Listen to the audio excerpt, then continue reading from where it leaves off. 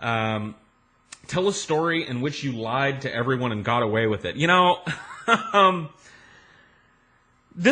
thought about this question for a long time.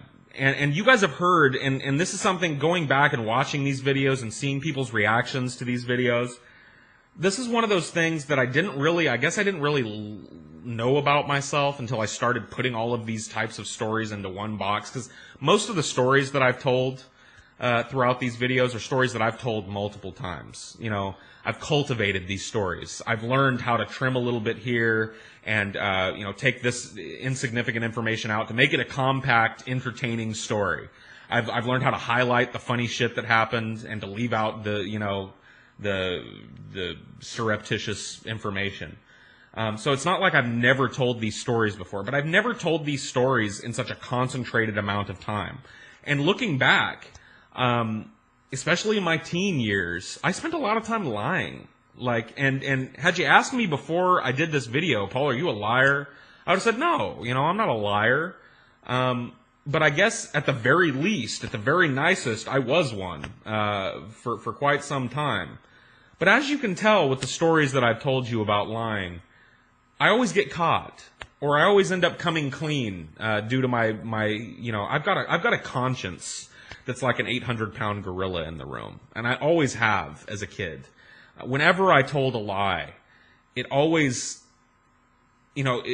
especially if it was to somebody that I really loved and cared for, a friend or a family member, it always came back to haunt me like tenfold. And I always ended up like either getting caught or allowing myself to be caught or just fessing up about the whole thing.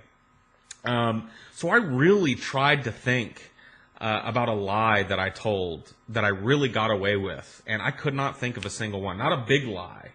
Not something where I lied to everybody.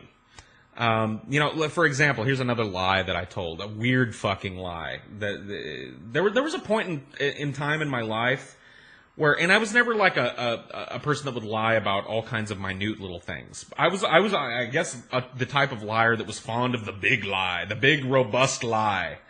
And, as I got older, 16, 17, 18 years old, I had this group of friends. My dad lovingly dubbed them the loser crew.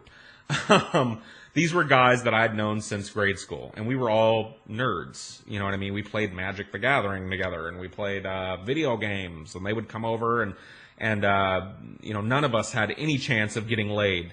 But then I had this other group of friends in high school, from drama, and I know a lot of people, the drama club in your high school was a bunch of dorks, but for some reason, we were really well received in our high school. Drama people were cool. And so I had this group of friends that I would go and drink with and party with. And then I had this little core group of nerdy friends. And as time went on, this one of my core group of nerdy friends, I've talked about him earlier, I think, his name's Waylon, started dating a girl. And it looked like he was going to get laid.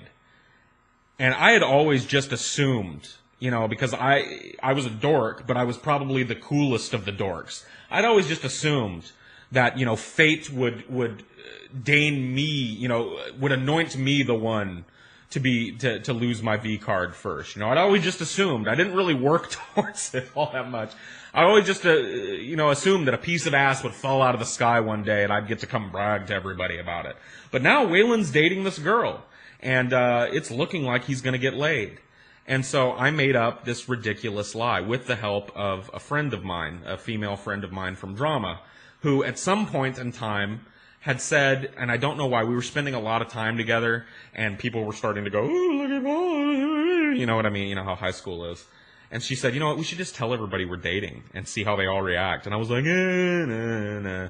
But then I got it in my mind a couple of days later, Waylon's about to get laid. I cannot let him get laid first. So I went to her and I was like, remember what you're saying about how we should tell everybody we were dating? And she's like, yeah.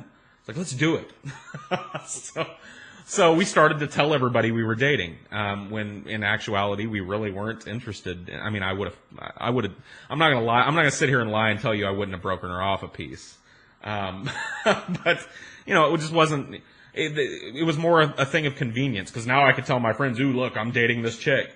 And I made up this ridiculous story, having no idea what a first time was supposed to be like.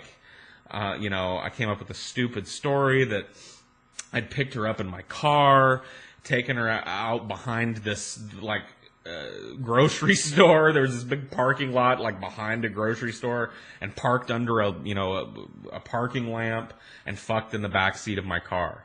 And all my friends were like, "Oh, wow, man, tell us more detail, tell us." And so I made up all the stupid details, and I could tell Waylon was pissed. Because he really thought he was going to beat me to the punch on this one. It turns out he actually did.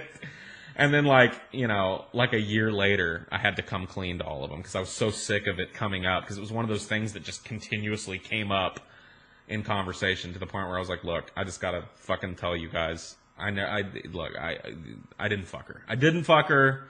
We weren't even really dating. I didn't want Waylon to be the first. So there you go. I had to tell everybody." And my friends were disappointed in me. But I couldn't live with the constantly having to fucking deal with it and to tell people about it and blah. Ugh. So anyway, that's a time where I lied to everybody and got caught. Could not honestly think of a time that I lied to people and got away with it. I'm not a good liar.